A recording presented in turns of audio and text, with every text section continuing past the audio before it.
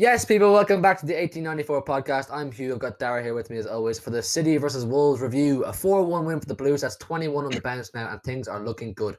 Dara, what are your thoughts on that game? Yeah, I thought we played very well. It was just the finishing. The finishing wasn't great. We could have had 6 or 7 had we had someone else on the pitch. But then again, I think we outperformed XG, so I don't really know what we're complaining about. But now we have United. I think we just go with that.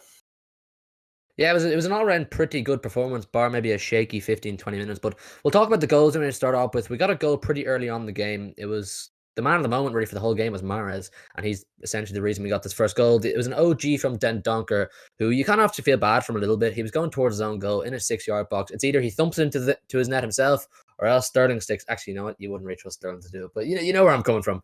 You'd feel a bit bad from. What did you think on that goal? Do you think we're going to go on from there and just plow through them? Yeah, because they were shocking for the first half. We had all the ball, I thought it was just going to be Arsenal all over again. We just go keep applying the pressure, keep cutting through them, and maybe we'll score. But I mean, we didn't until the very end, really, did we?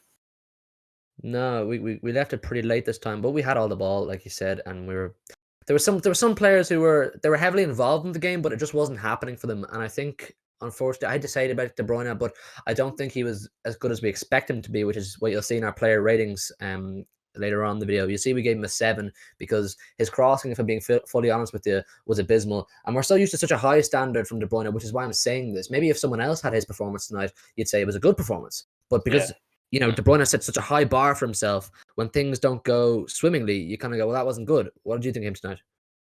Yeah, he was off the boil, but he's back after a month out injured. So you can't really say that he's on poor form or anything. But I think give him a few more games, he'll just come back for him, no problem. Yeah, no, there's no doubt he'll come back and he'll be back in top form. I'm just talking about this specific game. His performance in the 90 minutes he played wasn't as good as usual. No. But anyway, he was involved, and he did some good things, some great passes. There was one in particular in the first half, or maybe earlier on the second half. He got in the half line first time, and with his right foot, kind of curled it out to the left wing.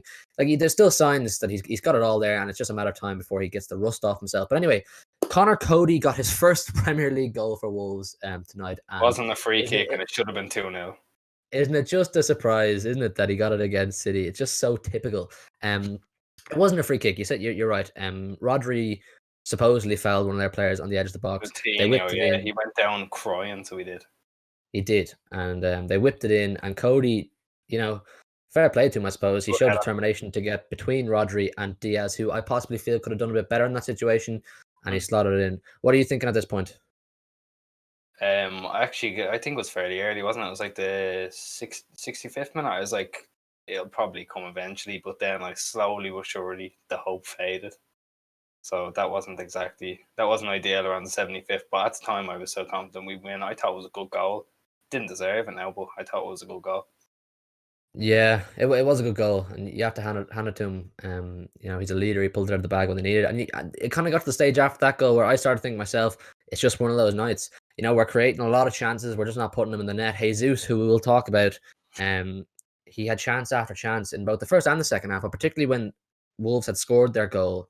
You're kind of thinking, listen, mate, you're going to have to put one in the back of the net now to get 3 points for us here. But we're just missing them. And there seems to be a real issue there.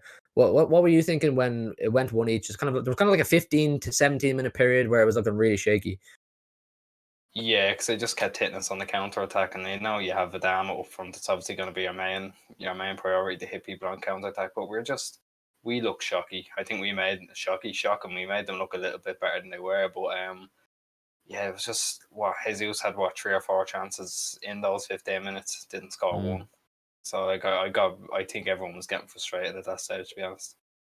You could tell Wolves were really looking to Adama to try and cut us open, but on the Adama situation, João Cancelo was unbelievable on him in the second half. He's half his size and must be half his weight, and he was out muscling him. He was beating him to the ball. He was getting by him, and he was robbing it off him. He was absolutely fantastic on the left tonight, Cancelo. And it kind of begs the question: is what actually is our strongest back four? Is now our strongest back four Walker back in his rightful right back place with Diaz and Stones, or Laporte? Laporte was great tonight as well. And then you put Cancelo on the left or Zinchenko. Pep's got a real headache there because there's so many players putting their hand up and looking for position. What did you think of Cancelo, and what do you think of the back four situation? We're spoiled for choice, really. Yeah, I mean, it's the best kind of headache you can have, really, isn't it? Having, what, three world-class centre-backs, two world-class right-backs, a very good left-back, and someone who can play on left-back. It's, yeah, we're spoiled for choice, and tonight I thought Cancelo was brilliant. Like you said, he just robbed everything, nicked everything. He was great going forward as well. But on the back four thing, I think he drops in and inverts anyway, so I can't see why he wouldn't play on the left. Why he wouldn't play on the left, and then have someone who's more defensively sound than Walker on the right. You know? Yeah, it's kind of adds balance, really, doesn't it? Yeah, But on yeah. the centre half thing, Stones scored a goal last weekend, and he was defensively sound. Tonight, Laporte comes in and was better than Diaz, in my opinion. He was robbed of a goal. He was onside, in my opinion. I don't know. They drawing lines on his elbow and all over the place and making What it they've look really done weird. is what they've done is they've moved the line until he's offside, and they've made him offside by his arm. And part you can't score with, so you can't be offside with. And you're saying that you can't score because Jesus got one. So Laporte actually got one disallowed against Tottenham, didn't he? When Jesus Mm. took it down with his arm, it was rightfully disallowed. But if you can't use it, then you can't be offside. Or I don't understand why. That's exactly the same thing for me, mate. I 100% agree with you. If you can't use it to score a goal, how is it offside? It doesn't He's give him not going to any use it. advantage either. The No, no, lines are absolutely literally not. level. It gives them no advantage whatsoever. How is he meant to jump in the air to challenge for a header or whatever way he's going to put it in? It's if it's an air ball with what, it has hands down by his side or behind his back. Like, what is this? It's not. Yeah, It's exactly. football. You need your hands for Exactly. just stability and balance. But he was robbed of a goal. But my point about him tonight is he was really good. His tackling was really good. He came out Yeah. with the ball a few times and he just looked. Here we go again. Really good. um, Say it one but more. he was really good. But that kind of puts another headache. It begs the question for Pep again for United this weekend: is do you go with Diaz and Stones? Do you go with Diaz Laporte? Do you go, dare I say it, Stones Laporte? There's three I top don't say centre them. halves, all putting their hand up for places. What are you thinking? I think he'll go. I think he'll go with the same back forwards did tonight. To be honest with you, I There's no really reason do. not to, is there? I think he'll want to, even though Rashford isn't firing that much, he'll still want Walker trying to put out the fire that he can cause. I think Rashford's one of the most dangerous players, so why not have one of the best defensive fullbacks on him? We've got two absolutely class fullbacks in Cancelo and Walker, Mhm. and they're both naturally, right fulls. And you got Zinchenko on the left, and Cancelo putting in performances on the left. Now it's just that back four is just one big massive headache, and it's a headache that we are glad to have as well. We're sitting here having this debate every single week on the podcast because we enjoy it. We're delighted to have these players in the squad.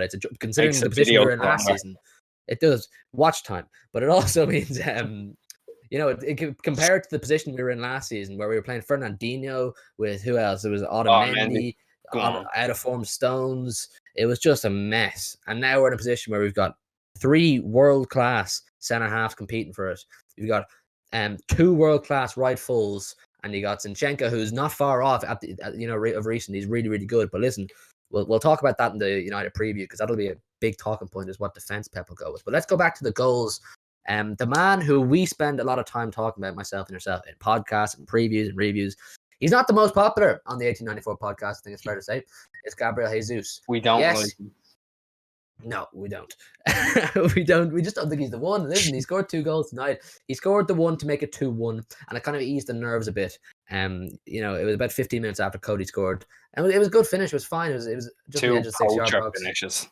2 poacher finishes, which is what you want from him more. But listen, he had about 5 or 6 chances tonight, and he has 5 or 6 chances each game. And some games he'll get those 5 or 6 chances and put none of them in the back of the net, which is myself and Dara's argument week in week out. Give him 5 6 chances, he still might not score any. But listen, what did you think of him overall tonight? He got the second and fourth goal. Yeah, no, I wasn't on the Gabby train tonight. I just thought even when he had it, he was sluggish. It was just his pass wasn't great. I thought just the way he was looking in the box as well, he just didn't look confident. And like, you can tell why. Like, he's not scoring very much. But hopefully now the 2 goals will kind of give him something to build on. Like for me, I'd rather see Aguero play against United on the weekend, but this is most Definitely. likely going to seal Jesus' place for the United game. He just scored 2 goals, but he scored 2. He possibly could have had 3 or 4. There was one in particular where he got it on the right side of the post, Bernardo put him and through. Bernardo put him through. It was really good tonight, Bernardo. And Jesus just kept going with it to make the angle shorter and shorter for himself. If he just hit it maybe after the first touch, bottom left, bam, it's in. Done. He only took 2 Aguero gets touches. it, was it? He took 2 touches, right? But the first touch, he stopped for about 10 seconds and just kept letting it roll and roll and roll and roll. I don't know why he didn't just finish it. I don't think he's naturally a striker, to be honest. And No. he's doing well because he's got great players around him. And I mean, in fairness to him, the fourth goal was just good poaching, really, wasn't it? He reacted to a mistake from Rui Patricio. I can't even say his name. Rui Patricio. He spilled it from a 30-yarder from Gundo and stuck it in. And they were trying to call that for offside as well. Every opportunity to whip out the big VAR, they were going The thing for is, they proper went for it as well. It took them They did. about 2 minutes to say no, he's not offside, even though it's the clearest onside you'll ever see in your life. 100%. It's a joke. Like if it's blatantly onside, give the goal. Don't waste time. But we'll forget about Jesus for the minute, and we'll have a strikers debate on probably this week's podcast because it kind of begs the question after him scoring 2 goals. We'll move on to really. I know it pains you maybe to say this because you're not his biggest fan over the past couple of months. Is Mahrez? He was fantastic tonight. He really I'm was. always happy to be proven wrong. So Well, he has done so tonight. He's done so tonight. If you can do it consistently now, he might be the happiest person in the world. He was unreal tonight. The thing is with Pep seems to have shown a pattern of when Mahrez plays well, dropping him the next game. Have you noticed that? Yeah, but I do think he'll start. He seems to have a weird little fetish for playing Mahrez in the big game. So regardless of if he's playing well or not, so hopefully he will play. I can imagine if Mahrez goes into the United game with confidence, he'll give Luke Shaw a really tough time. He's got pace. Luke Shaw's actually very good as well. I think if there's anyone at the moment to keep Mahrez quiet, it will be Luke Shaw. But I hope I'm wrong. I just can't see Luke Shaw keeping Mahrez quiet, to be honest. But they'll probably double up on him. Yeah, true. Which will open up a bit though as well. So exactly, makes more room in the center and the far side of the pitch. But he got his goal. He got the third goal. Yeah, exactly. He got the third goal. It was good play by Bernardo again. I think a blocked shot came into the path of Mahrez, who just behind the penalty spot slotted it into the far post, just inside the post. Really, really nice goal. What did you think of that? Yeah, no, it was a great goal. It was a great goal. I mean, that's what you want your strikers doing, but he didn't even have to take a touch. I think Patricio got a hand to it, but it doesn't matter. You weren't stopping it really. Nah.